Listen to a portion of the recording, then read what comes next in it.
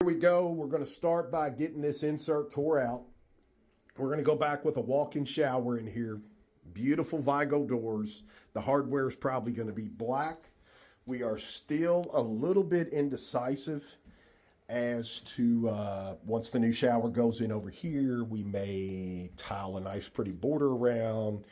Possible shiplap, possible couple of different directions. So we still got a bunch of things in here to figure out, but this is definitely the next one. This is going to be super cool. So look, now I know it looks a little different. Okay, everything's tore out. We got a bunch of stuff going on. We've already set our curb plate. We've already got a niche set in here. So they had a stud coming down dead center of the back wall. This is not an exterior wall. Of course, this one is with the window. So it was simple to get this laid out.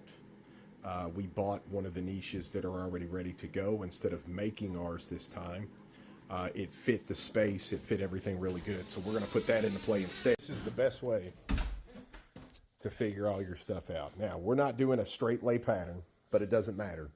We just need to see all our tile laid out with our correct spacing, which is a 1/16 of an inch. So we knew, based on the height of that niche, we already accounted for our floor that we're getting ready to pitch. So that is in the math down here on the bottom side. That's why you see those little marks right there. So we already know where our floor is going to be. We laid all that out to see how we're going to end up top by the ceiling and making sure, because we're going to use a ledger board here, float the floor. And then once the ledger board comes off, we're going to put in that missing piece, which is going to be roughly a half a piece of this tile. The same for the ceiling end. Then we needed to figure out where that niche is going to go laid over in this equation. So that's how we figured that out. Once we got all that math figured out, so what Tom's doing right now is he's allowing, we're going to have a grab bar sitting right here. So we're putting blocking in exactly the same height. We had the homeowner stand still, cock her wrist out, but relax her arm down beside her so we can get a correct height measurement for her and her husband to comfortably grab that grab bar there at the end. It's going to be laid down. So now when we go to put that in play, we've got plenty of room to work with as far as where we actually want that to set. Up here is dealing with our brushed gold Vigo shower doors. We've already got blocking in up there for that. We've already created extra corner studs for our turn. The one stud they had in behind here, once we go to put the go board on the back wall, we would have been short, very little bit of 2x4 left to scab on to the next wall in the change of plane. So moving over today, we're going to leave this out of the equation. We're going to go ahead and throw up the back wall, side wall. I can get sealant, all that going on, because we're still waiting for our one-piece drain down here so we can move that to pitch the floor and everything. But we're moving right along. So look, this is how we're going to leave it for the weekend. We got everything dressed up. We got all our seams and stuff buttoned up. We got the niche in, and remember we timed all that out in there with the tile. So we left the curb undone right now. We still got our original bathtub drain and the diverter sitting in over here.